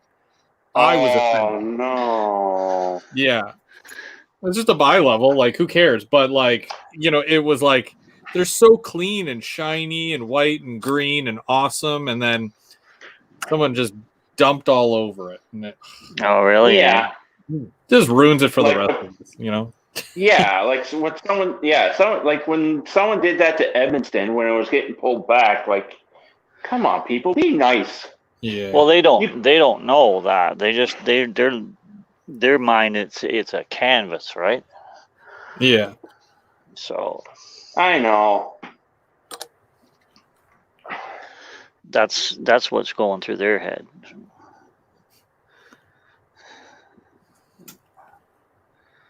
Oops. Yeah. But at least when it comes to when they're doing their rail cars, it's nice that they don't paint over the road numbers. Well, Yeah. they know now from experience. The experienced taggers do, and it is that if they do paint over that, their tag or message or whatever they're doing is going to get taken off or painted over, and the road number put back on. So that's why they go around it, right? Because they know that, because that is what the railroad uses to identify the car. So that's why they do that. Which is smart, right? Like, Well, yeah, because if they go around it, there's no reason to destroy their tag, because their message is there and their road number is there, so they can read it. So there's it'll last longer. mm-hmm. But oh well.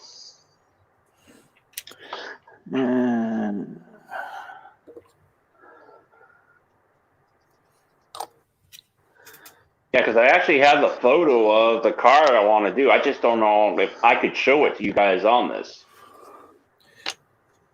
Is it on like your email or something, or? It's in my it's actually on my computer on my desktop, and right now we're going off the camera off my phone. So Yeah, you probably wouldn't be able to. It would have to be like on your phone, or if you were streaming from the computer.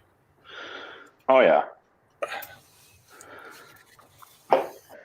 Yeah, and if I stream from the computer right now, my little laptop camera is facing sideways and nowhere near me.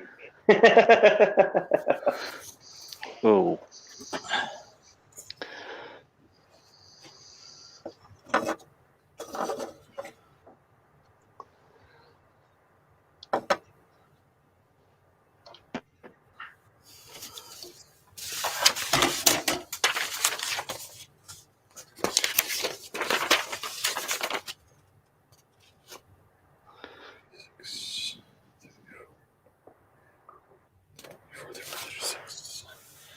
Four, 35, and 36.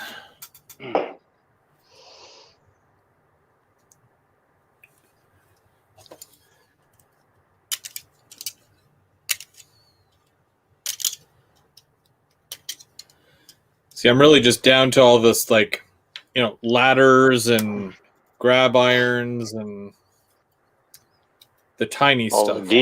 All the details. Yeah.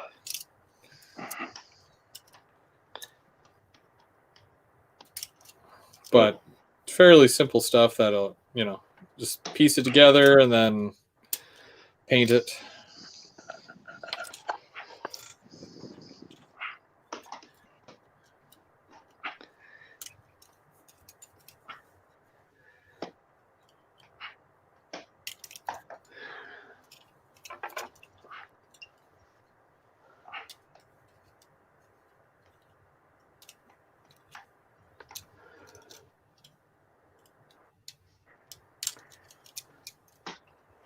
Come on, get in there.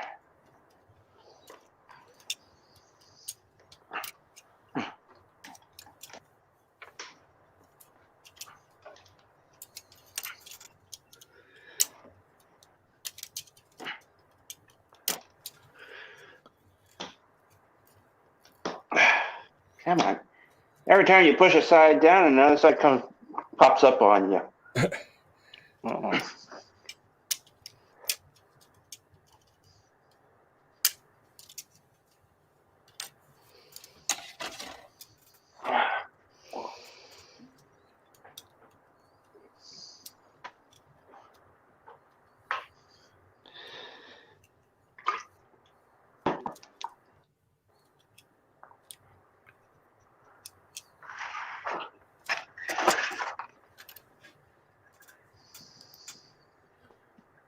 Oops. Oops, I hear oops. Uh-oh. Oh, yeah, no, it was just I'd put it backwards and Okay. nothing was glued at that point, but now it's glued. So hopefully it's okay. Not an oops. No more oops. No more oops? Okay.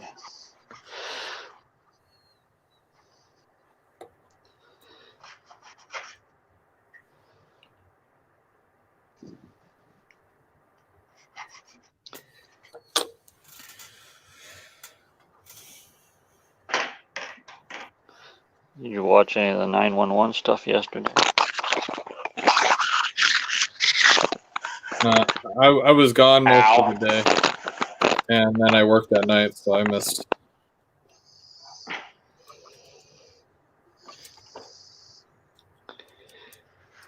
However, did you know that when booking a flight in the United States, there is actually a 9/11 tax? Oh, really? Yes, and I had no idea. So that's when that came up, I was like, okay, that's kind of that's odd. It's a different kind of tax. Maybe if anybody that's watching is from the U.S., there might have a bit of insight as to why that would be. But yeah, just curious. Not like Probably I just mind, but it's probably just to pay for all the extra security that they have. They have to pay for that somehow, right? probably. Yeah. That or it goes right back into funding the, fixing everything and Well, there could be that too, yeah. helping out the families, of course. And Yeah. Yeah.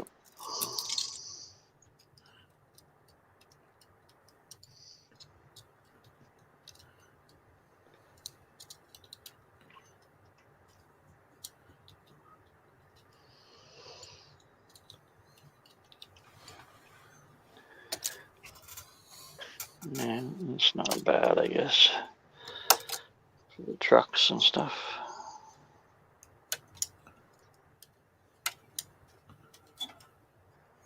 Anyone ever heard of Moloko? Moloko? Yeah. yeah, whenever I'm like, hey, Mark, can I borrow that? And he's like, don't touch my loco. That's the only time I ever hear it. No, there's an actual model railroad company called Moloko. Huh. Moloko. Molo. European? European stuff? Sounds like it would be. Yeah. It's funny though because they're making. I'm just got a PWRS letter today. Like I get those every night, and Amoco has announced the St. Cloud Great Northern built 50-foot XM 15-foot double door box cars. Are they nice? Yeah.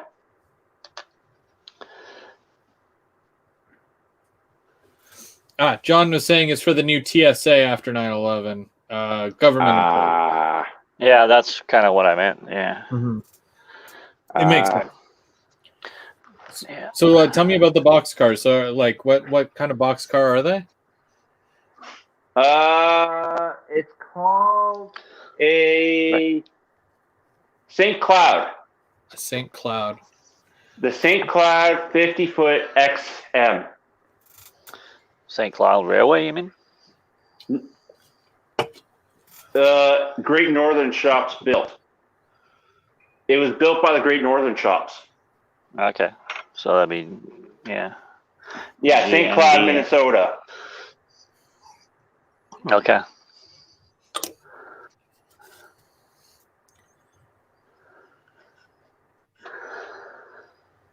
So that's about all I'm going to do right now on this, I guess. Well, for now, anyways. I'm going to do the fuel tank then after we get offline here, and I'm going to put a wash on the sides of this. But the trucks are, they're about 3 or 4 levels of kind of a browny wash on them. Nice. Ooh. And then along the sills too, a little bit. And then I put some in the grills too as well. Why do the trucks hang down like that so much? Is It's that just the normal? way it's just the way they're attached. Because when they're attached up here at the front, like that's where the gear tower is up here. Yeah. And then the gears, so like once you put it on the track, of course, it's flat, right? But like, Mr. Ferguson is saying that Maloka is Australian. wow. Thanks, So Brian. John, what's his name there in Brayside? He'd know about that because he's got locomotives from Australia. Oh. I don't think he's in the club anymore though. So. Brian, quick question for you while I've got you there. The decals that you make, the ones that you had made for me previously, they work on windows as well, right? Like if I put it on glass and it comes off easy, like, I'm asking a question. You can wait. She's so rude. Oh my God. Okay. But yeah, Brian, does it like Mark with Gucci? Yeah, with his like sound. We always, if you watch Dave, he loses it when the dog makes us. Anyways, Brian. So yeah, your decals, do they work well on like a glass or window? You mean a glass or window surface? Yeah. Okay. Because when I use them, I had used them on like painted hardboard, and I tried to get them off after, but yeah, they stuck really well, so I wasn't able to save them. But I'm wondering what decals does he make? Sorry. It's they're like I believe that they're laser cut. I want to say it's almost like a vinyl. Okay, a vinyl decal, yeah, okay. Yeah. Well, is that the decal we were going to see about getting Bubs the seat with the Pac-Man for his truck? Yeah, that. Yeah. But I also want to get some made that are like, my Go Via or Go Home with the little YouTube symbol for like the back window of my car, right? Oh, okay, yeah. But I don't know how long I'm going to have my car, so I'm like, do I wait and get it later, or do I just get it now and then take it off and then put it on again on the new one? You know what I mean? Like, I want to get it, but I don't want to waste it. That's how I am with stickers, right? Yeah, he answered. Brian says yes. Okay, to get it off, you need to heat it and use a razor blade or similar. Not reusable. Okay, it is sign vinyl. Okay. Okay. That makes sense. So maybe you get a couple made and just put them in somewhere where and if you get a new car, well, just take the old one off and put the new one on. Yeah. Alrighty. By the way, Brian makes awesome vinyl, so if anybody's interested, reach out to him, let him know.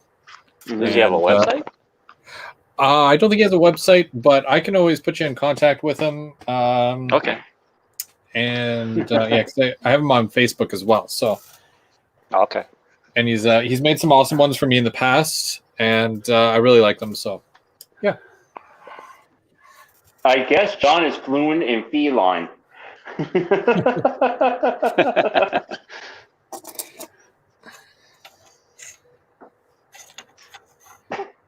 Knowing her, it's probably food she wants.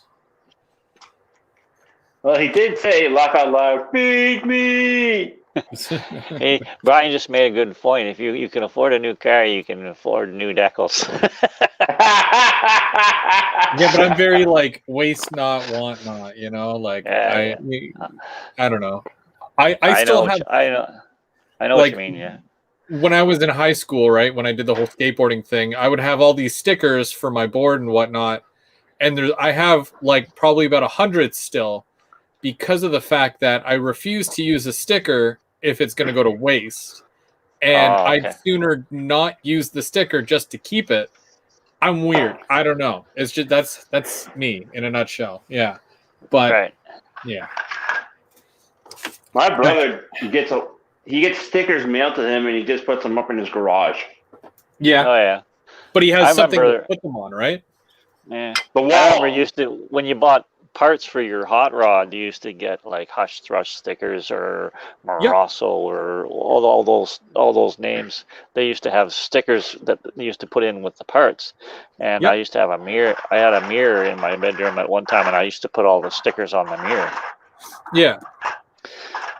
But, Yeah, it's just like literally just that's what it is, right? Like, yeah. you know, manufacture parts and whatnot, and you know, these are your favorite companies, so you hang on to the sticker because you're like, well, I got to make sure that this goes somewhere that, you know. And I have a bumper sticker from like back when I was in high school, and I'm like, well, as soon as I get a car, this is going on my first car. I spent like 20 grand on my first car because it was a brand new car, and I'm like, I'm not putting a bumper sticker on it. Are you kidding me? You had a brand new car as your first car? Yeah. Oh wow! Because It was my first car was if you look in that well, actually it's right here.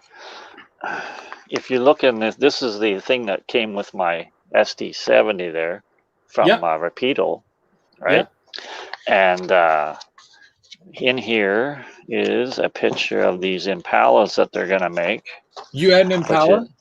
I had one of the. It was almost like this one. It was 1977, Nice. and it was white with a blue interior. I paid $700 for it. That was my first car. Jeez, I didn't get my first car until like 2012 or 2013. I don't remember what. It wasn't 1977 or anything. Like this was like it was fairly old, but I got it. But it was 4 doors like that, and I put a set of mag wheels on it, and you know, for the summer, and then I put, you know, a set of I think I had Pirelli P77s on the front and some snow tires on the back for the winter. Awesome. Nice. 2 of each. It kind of evens itself out, right? Oh yeah. So it was not a bad car. Like it got me all the way. It had a 305 V8 in it, and automatic and all that stuff. But you know, it was fine. Yeah, my first car was a 2000 Ford Focus that I had to get a new motor put into it. Oh yeah. I can't picture you driving a Ford Focus. They just seem very small. It did, and as soon as I bought my first truck, I'm like, I'm not going back to a car again. I'm sorry. Yeah. All right, I'm definitely going back to SUV after having this car and children and traveling and ugh. Yeah. Well, I got the Tahoes now, so. Yeah, you got an that. And it's the high country. Yeah. Yeah. That's for certain. John had a Chevy Blazer. You seen the new Z was it Z21s there, Brandon? GM just put a new video out there yesterday or the day before yesterday of the new trucks that are coming for 2022. Oh, is it those electric ones? No, it's not electric. It's gas. Okay. But oh man, you should see the dash on it. It's just amazing. Huh. Yeah. If after the show here, you should look it up online. There's a bunch of videos online there now on YouTube of the new trucks. GM just put out their own video and on YouTube, but they look really neat. There's an off-road version, and I think it's a Z21 or something. It's got all kinds of off-road stuff on it. It's got 33. The off-road one's comes with 33-inch wheels. Ooh. Or tires, rather. Yeah. No, after this truck, I think I may know what my next truck will be. What's that? Because apparently they're doing these now in the 1500s. They're making them diesels now too. The Oh, are Chevys they? and the GMCs. Yeah. Yeah, yeah, He's yeah, got yeah. a 6 inline Duramax in a Okay. 1500. Yeah.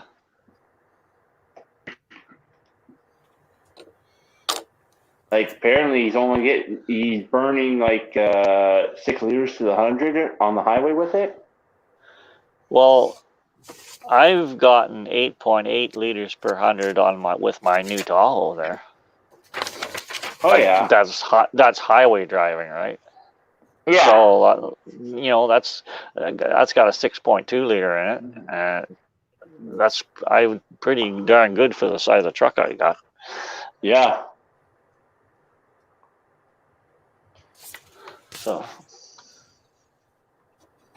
John bought his wife a new Silverado a couple of years ago, but I love my Jeep, is what he says. yeah, yeah.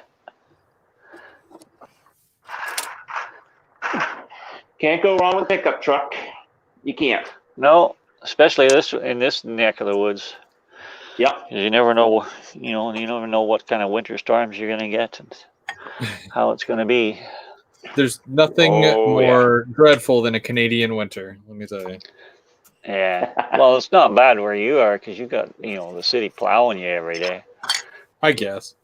Because I know I come home like at 3 o'clock in the morning and there's no roads plowed. There's nothing, and you're freaking. I got the thing in 4-wheel drive, and I'm just going along. You're making tracks. I'm making tracks. Yeah, I'm the trailblazer, kind of. Like there's nothing plowed. There's just all there is white flat, and then you think, okay, I think I'm on the road.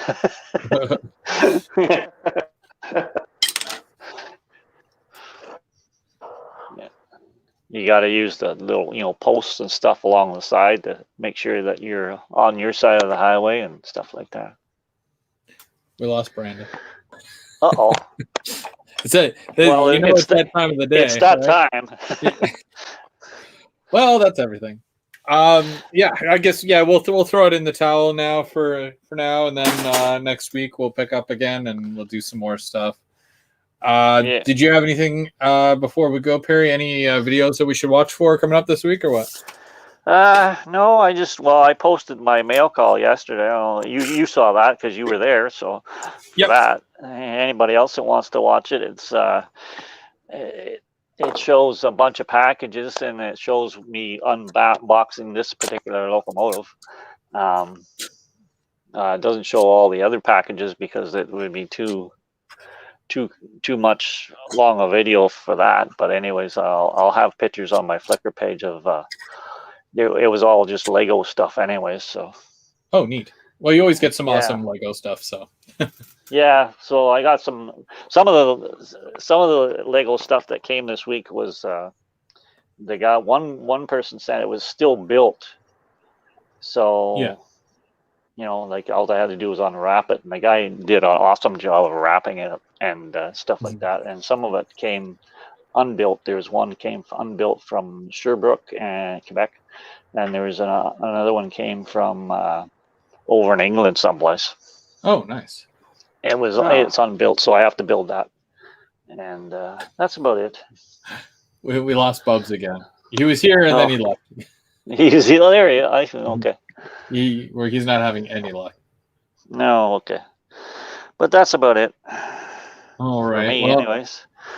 I have some other stuff, but it hasn't come yet, so I don't know if it's gonna come next week or a week after or whatever. So it seems like there might be a bit of a delay with Canada Post right now. I'm not sure why, but that's what I've seen, and so it's kind of weird because it's only September, right?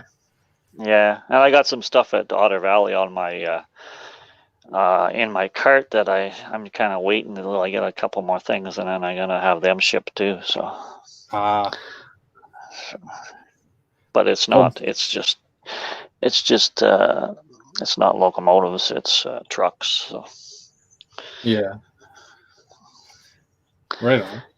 Well, other than that, I mean, Bubs is in the chat, but But Bubs, I'm not sure why your phone's not connecting. We're just rounding things off here, so we'll call it, and we'll see y'all next week. Again, trying to push for that 2K subscriber point. Only 150 subs away. I really appreciate everybody for following this far, and definitely going to be doing I want to say it's a sizable giveaway in the near future, so look out for that. And we do have the members as well. If you want to become a member, check the link in the description and take a look and see the perks that you'd be getting into. Bubs is back. Bubs, do you have anything for us? Yeah, before sorry we go? about that. Sorry about that for one. I guess when my phone goes 20%, it just shuts off. That's why. Just quits. Oh. Yeah. Really, other than that, though, I don't have not much other than just gonna probably hold off on this for now. Try and find out what's. Maybe next week I may do a little bit more work on Algonquin. I got to get it upstairs though first. Right on, and hopefully it's nice out as well. That way you can, if you're doing it outside. Yeah. If I do it outside, I hope it's nice out. If not, I'll probably just be doing a section upstairs here. Nice.